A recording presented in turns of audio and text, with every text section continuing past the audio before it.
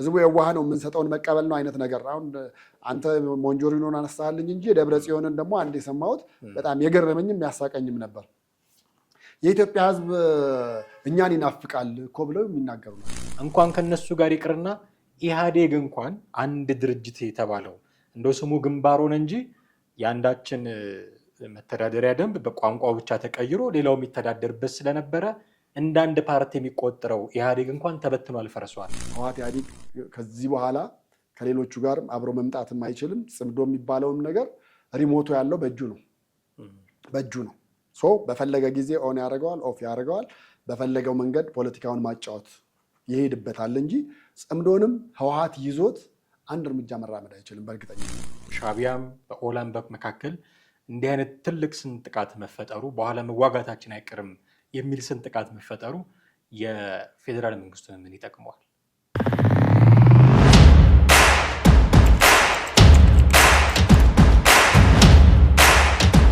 ሰላም ጤና ይስጥልን። እንዴት አላችሁ ውድ ቤተሰቦቻችን? ይህ ዘኢትዮጵያ ነው። ፕሮግራማችን ወቅታዊ ፕሮግራማችን ነው።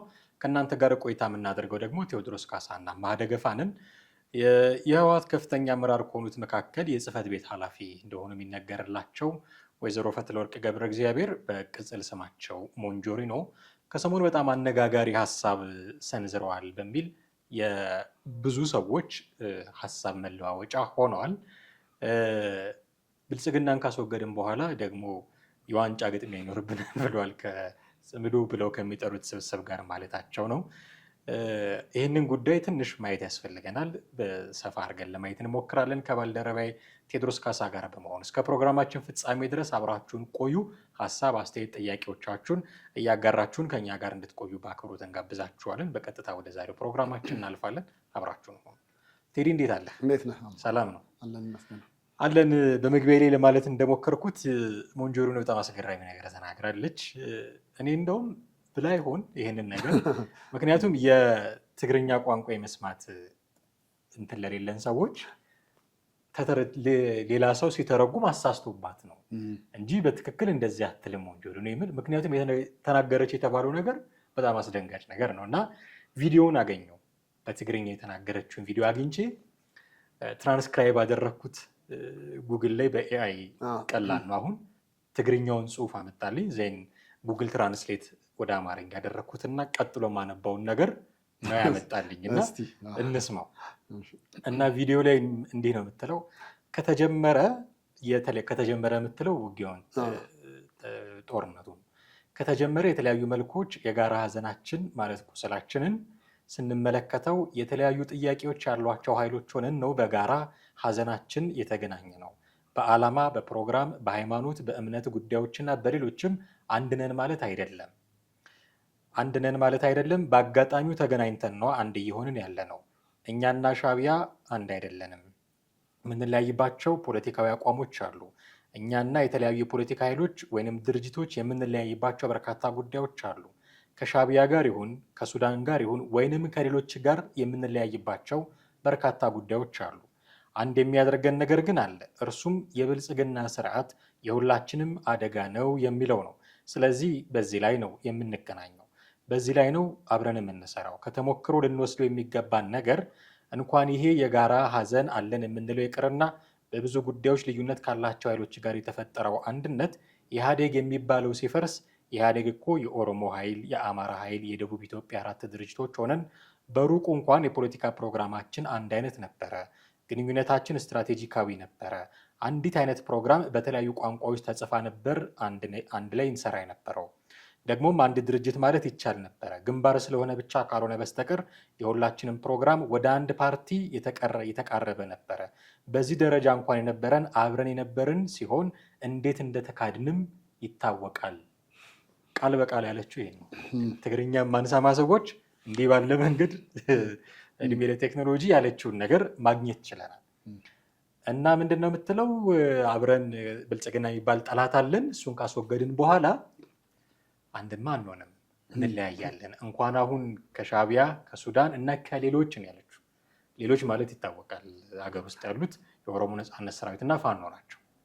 እና ከነሱ ጋር የተለያየ አቋም፣ የተለያየ ምልከታ እንደውም በእምነትም ጭምር ከአንዳንዶቹ ጋር እንለያያለን። እንኳን ከነሱ ጋር ይቅርና ኢህአዴግ እንኳን አንድ ድርጅት የተባለው እንደው ስሙ ግንባር ሆነ እንጂ የአንዳችን መተዳደሪያ ደንብ በቋንቋው ብቻ ተቀይሮ ሌላው የሚተዳደርበት ስለነበረ እንደ አንድ ፓርቲ የሚቆጠረው ኢህአዴግ እንኳን ተበትኗል፣ ፈርሷል። ያው እንዴት እንደተካድን ይታወቃል ብላለች። ተክደናል ብላ ነው የምታምነው። ኦህዴድ ካደን ነው እንደዛ ብላ ነው የምታምነው። እንኳን እኛና ፋኖ እንኳን እኛና ኦላ እንኳን እኛና ሻዕቢያና ሱዳን ቀርቶ ኢህአዴግ የሆነውም ተበታትነናል። ስለዚህ ብልጽግናን ካጠፋን በኋላ መለያየታችን አይቀርም የሚል ነገር ነው የተናገረችው። መጀመሪያ በእርግጥ እንደዛ ብላለች ብዬ ጥያቄ ነበረኝ። ቪዲዮን ግን ካገኘው በኋላ ማለቷ አሁን እርግጥ ነው ማለት ነው። እና ግራ የገባኝ ነገር በአደባባይ ይባላል ወይ እንደዚህ? አሁን ከፋኖ ጋር ልትጣመር ነው፣ ከኦሮሞ ነፃነት ሰራዊት ጋር ልትጣመር ነው፣ ብልጽግናን እስክናስወግድ አንድ ነን፣ ከዛ በኋላ ይለይ እንላል ብሎ በአደባባይ መናገር አለ ወይ? ባለፈው ከአንተ ጋር ይሁን ከጥላይ ጋር እርግጠኛ አይደለሁም አንድ ነገር ስናነሳ ነበረ። በምስጢር ኪሳችን ይዘን ነው ከቲፒኤልኤፍ ጋር የምንሰራው ብሎ ነበረ ዘመነ ካሴ። የእኛን ጥያቄ በምስጢር ኪሳችን በአደባባይ ይባላል ወይ ታክቲክን ትናገራለህ የሚል ጥያቄ አንስተን ነበረ። ለሞንጆሪኖም ተመሳሳዩን ጥያቄ ነው የምታነሳው። ስልቷ ይሄ ከሆነ በአደባባይ እየተናገሩ ስልት አለ ወይ ብዬ እርማችሁን አውጡ አይነት ነገር ይመስለኛል። በቃ እንደዚህ ያለ ነገር አብረን እንሄዳለን የተወሰነ ድረስ፣ ከዛ በኋላ ግን እርማችሁን አውጡ የተለያየ ነገር ነን ነው። እርግጥ አሁን እኔ እሷ ካለችው ነገር በመነሳት ኢህአዴግም አውራ ፓርቲ ነበር አይደለ?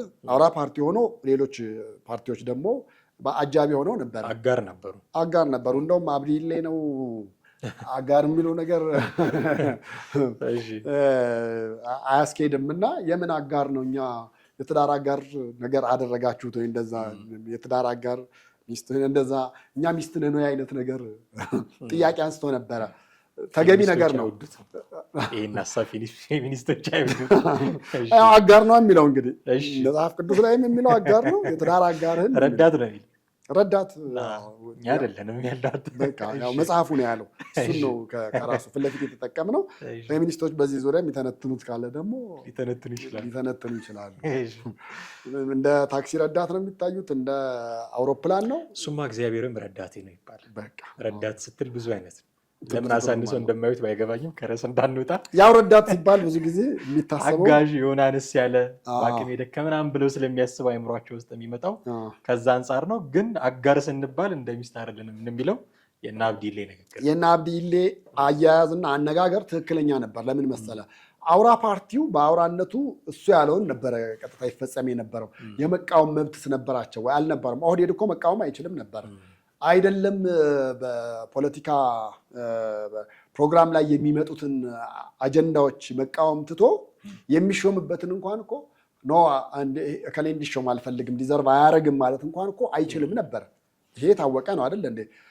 እንደው ከ1983 ዓ.ም ጀምሮ ኢህአዴግ ከገባበት ጊዜ ጀምሮ በኦህዴድ ላይ በተለይ ከ2003-4 ከመለስ ሞት በኋላ የኦህዴድ በላዩ ላይ የሚመጡት አመራሮቹ እጅግ በጣም በሚገርምህና በጣም በፈጠነ ልክ ነበር። በጣም እንደፈጠነ ነበር። አንዳንዶቹ 6 ወር ሳይሰሩ ነበረ። አንዳንዶቹ 6 ወር አለፍ ብለው ዓመት ሊሞላቸው ሲል አስቸኳይ ስብሰባ ተብሎ ይቀየሩ ነበር እና አንዳንዶቹን በአግባቡ ስማቸውን እንኳን ሳናቀው ህዝቡ ሳያውቃቸው እንደው ይመራኛል የሚለው ህዝብ እንኳን በአግባቡ ታቃቸው ነበረ በላይ ይቀያየሩ የነበሩት። ይሄን ሁሉ ያደረገ የነበረው ማን ነው? ህወሓት ኢህአዴግ ነበር አይደል? እና ያን ጊዜ የነበረውን ነገር እኔ ሞንጆሪኖ በዛ ልክ አስባ ሲናገሩ እንዴት ነው ምን አይነት የዋህነት ህዝቡን እንዴት አድርገው ቢያስቡት ነው ብለህ እኮ ትላለህ። በቃ ህዝቡ የዋህ ነው የምንሰጠውን መቀበል ነው አይነት ነገር። አሁን አንተ ሞንጆሪኖን አነሳልኝ እንጂ ደብረ ጽዮንን ደግሞ አንድ የሰማሁት በጣም የገረመኝም ያሳቀኝም ነበር።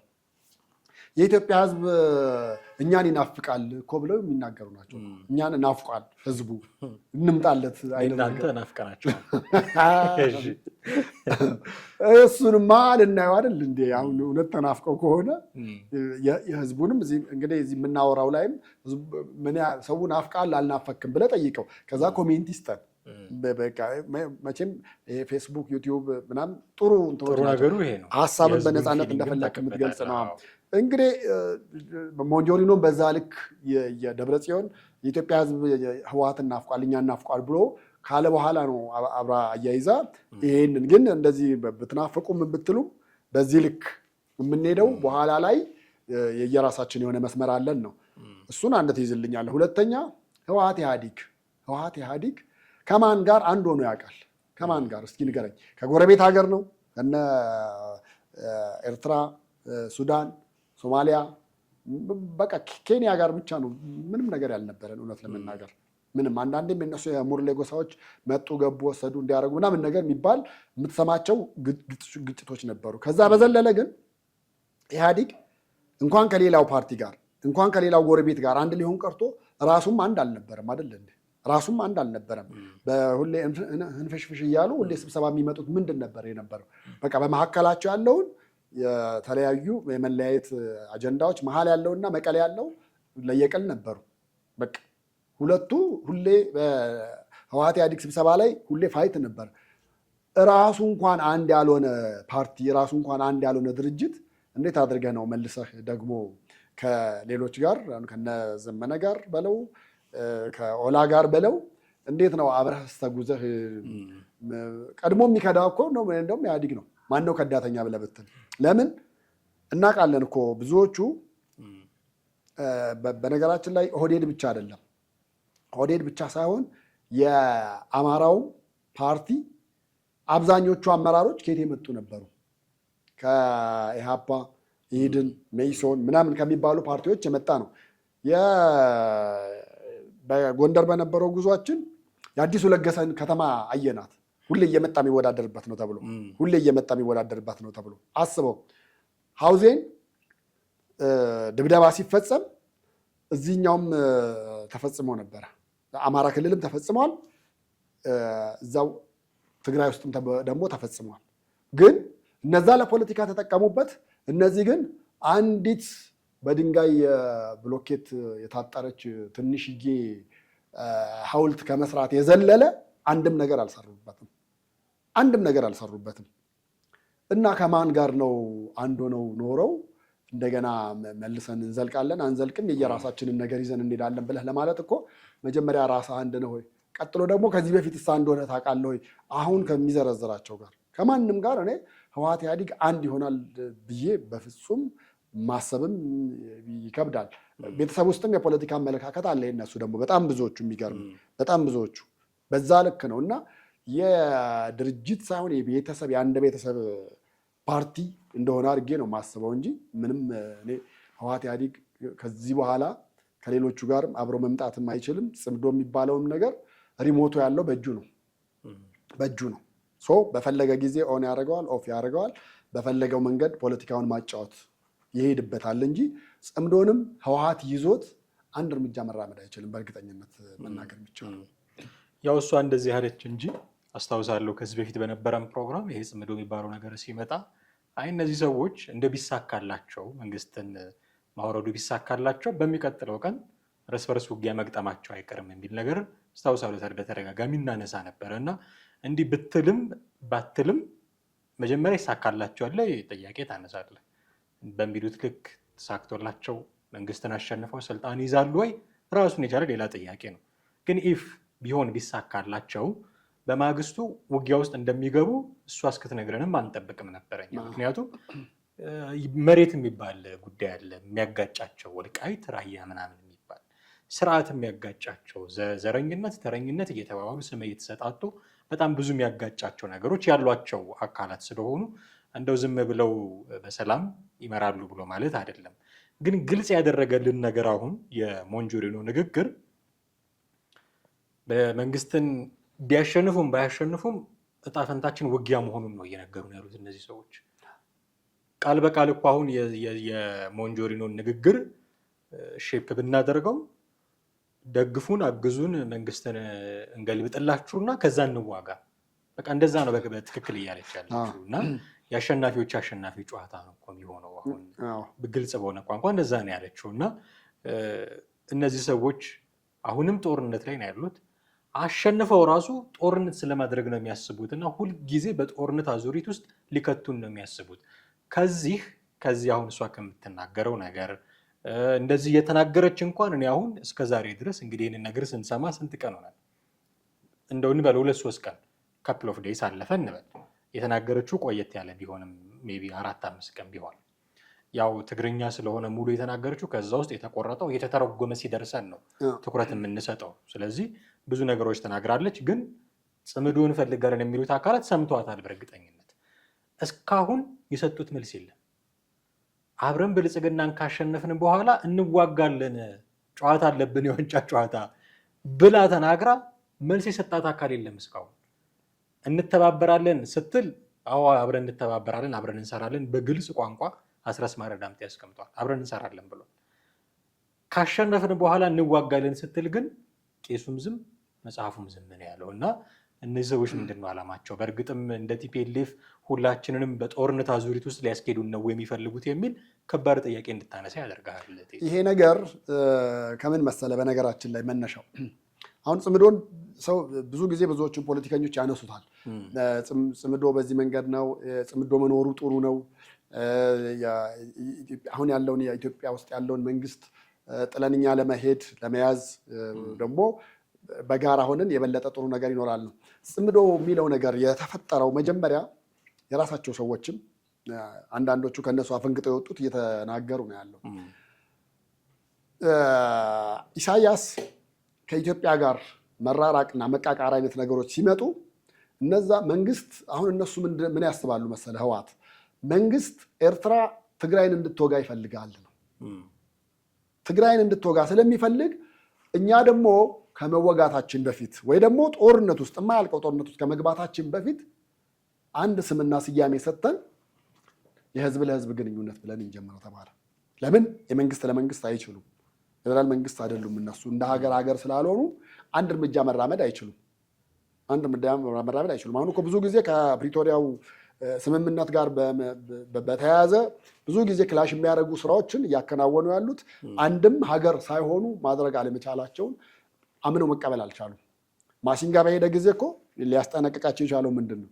እኛ ከጎረቤት ሀገራት ጋር ከአሜሪካ ጋር እንደዚህ ያለ ነገር ግንኙነት እንዲኖረን እንፈልጋለን ሲሉ ኖ አትችሉም፣ የምትችሉት አንድና አንድ ከፌዴራል መንግስት ጋር ብቻ በመሆን ነው። እነሱ እንደ መንግስት ወይ ደግሞ እንደ ጎረቤት ሀገራት ግንኙነት ማድረግ ስለማይችሉ የህዝብ ለህዝብ ነው አሉ።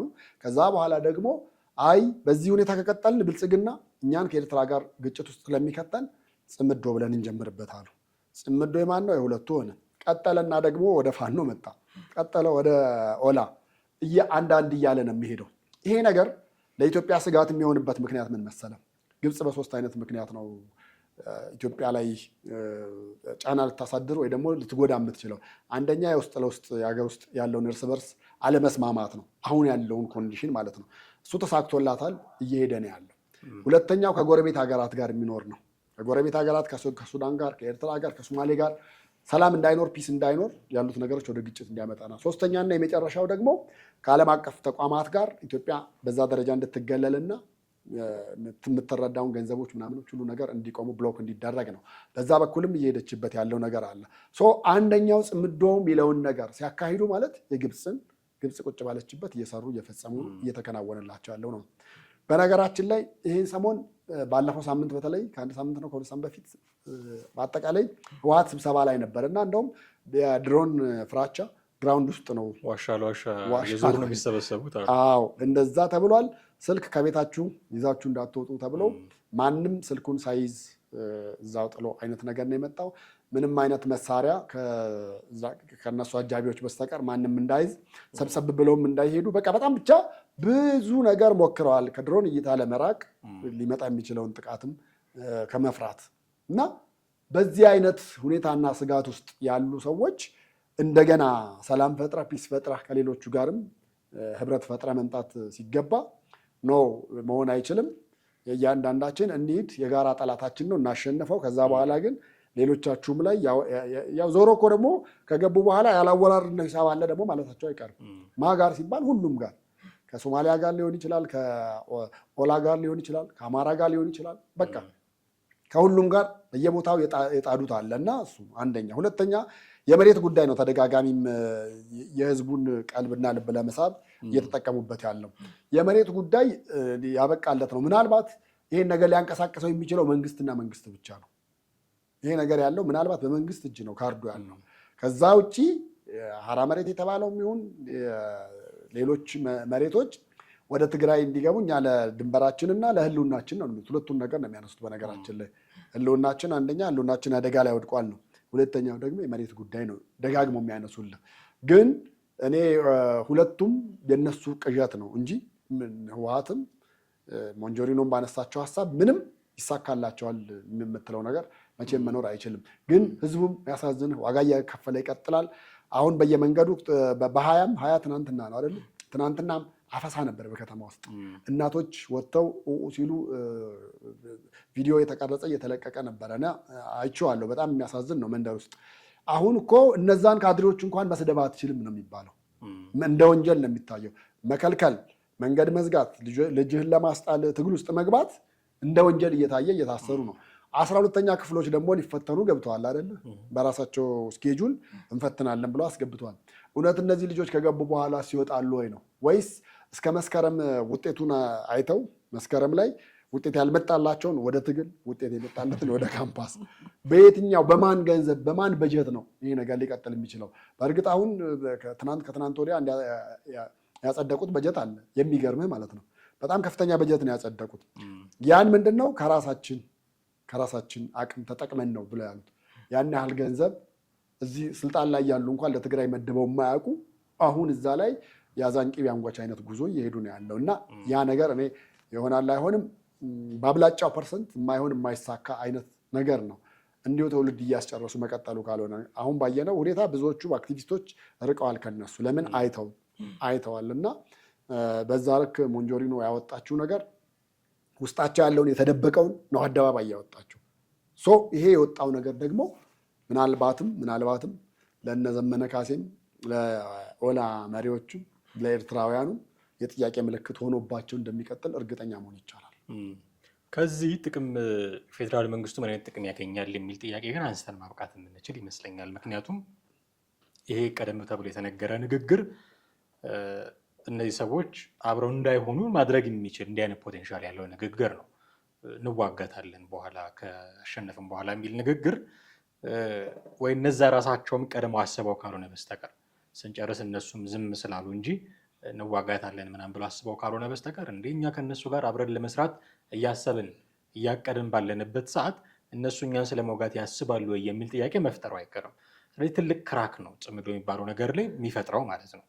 ይሄ ትልቅ ስንጥቃት በፋኖና በቲፒኤልኤፍ በሻዕቢያም በኦላም መካከል እንዲህ አይነት ትልቅ ስንጥቃት መፈጠሩ በኋላ መዋጋታችን አይቀርም የሚል ስንጥቃት መፈጠሩ የፌዴራል መንግስቱን ምን ይጠቅመዋል? ለፌዴራል መንግስቱ ትልቅ የኃይል ሚዛኑ ወደሱ እንዲሆን ሊረዳው የሚችለው። ምክንያቱም መንግስትም የሚፈልገው ብቻ አይደለም፣ ተደጋጋሚ የሚናገረውም እነኚህ ሰዎች በፖለቲካ አመለካከትም በማንኛውም ነገር አንድ አይደሉም ነው። መቼም ሊስማሙ የማይችሉ ናቸው ነው። እንደው በግድ ብለው እንኳን ጥምረት ከፈጠሩ ከተጋቡ ጋብቻው ያልተቀደሰ ነው። ነገ ጠዋት መልሰው መለያየታቸው አይቀርም ነው እና ጠሬን ከብስል እየተለየ ስለሚሄድ ይሄ ለመንግስት ትልቅ እንደው እሱ ሳይገባበት ጦርነቱ ሳይገባ ሌላ የፖለቲካ ፕሮፓጋንዳ ውስጥ ሳይገባ ሌላ ዙሪያ ጥምጥም የትም ሳይሄድ ራሳቸውን በራሳቸው እጁ ላይ ጥለው የተመጣለት ነው እና በእርግጠኝነት ምነግርህ በጥቂት ቀናት ውስጥ ይሄን ነገር አልተናገርኩም ብላ ልታስተባብል እንደምትችል።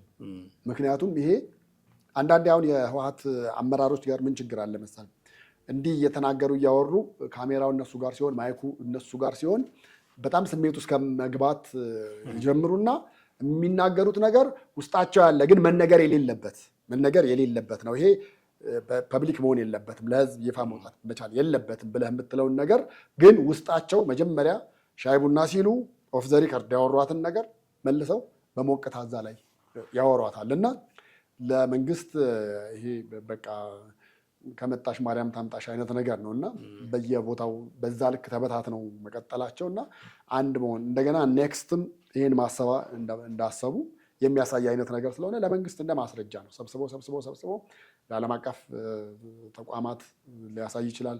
ለዲፕሎማቶች ወስዶ ይሄው እንደዚህ እያሉ ነው ብሎ ሊያሳይ ይችላል። ግን ራሳቸውን በራሳቸው ምንድነው በቅሎ ማሰሪያዋም ስትበጥስ ምን አደረገች? እንደዛ አይነት ነገር ነው እየሆነባቸው ያለው እና ይሄ ደግሞ የበለጠ ከሌላውም ጋር የሚያጋጭ ነው። ከኦላ ጋር የሚያጋጫል፣ ከፋኖ ጋርም፣ ከትግራዋይ ጋርም ከሁሉም ጋር ሊያጋጭ የሚችል ንግግር ነው ሞንጆሪኖ የተናገረችው እና ራሷን በራሷ ነው እየጣለች ያለችው ድርጅቱንም ጭምር እንደዛው ማለት ነው። እነሱ ድርጅታችን ምናምን ብለው የሚሉትን ከዛ ነገር ምን ያህል ይቀጥላል አይቀጥልም የምናየው ቢሆንም ይሄ ግን ስህተት መሆኑንና ወይ ባልሰማ ባላየ ታልፈዋለች፣ አለዛ ደግሞ ይሄን ያልነው እንዲህ ለማለት ፈልገን ነው የሚል ሌላ ትንታኔ ማስተባበያ እንጠብቃለን ብዬ አስባለሁ። ይህ አይነቱ ነገር ለፌዴራል መንግስቱ በአንተ ቋንቋ እህል በቅምጤ ከመጣሽ ማርያም ተምጣሽ ብሎ እንደዛ እንደሚያደርገው ነው የሚጠበቀው። እጅግ አድርጌ አመሰግናለሁ ቴዲ። ውድ ቤተሰቦቻችን እናንተም ከኛ ጋር ነበራችሁ ቆይታ እጅግ አድርገን እናመሰግናችኋለን። የዛሬው ፕሮግራማችንን እዚህ ላይ እናበቃለን። ቴዎድሮስ ካሳና አማሃ ደገፋ ነበር። ሀሳብ፣ አስተያየት፣ ጥያቄዎቻችሁን በተለመደው መንገድ በኩል አድርሱን። በሚቀጥለው ፕሮግራም በሌላ ርዕሰ ጉዳይ እንጠብቃችኋለን። እስከዚያው ጤና ይስጥልን።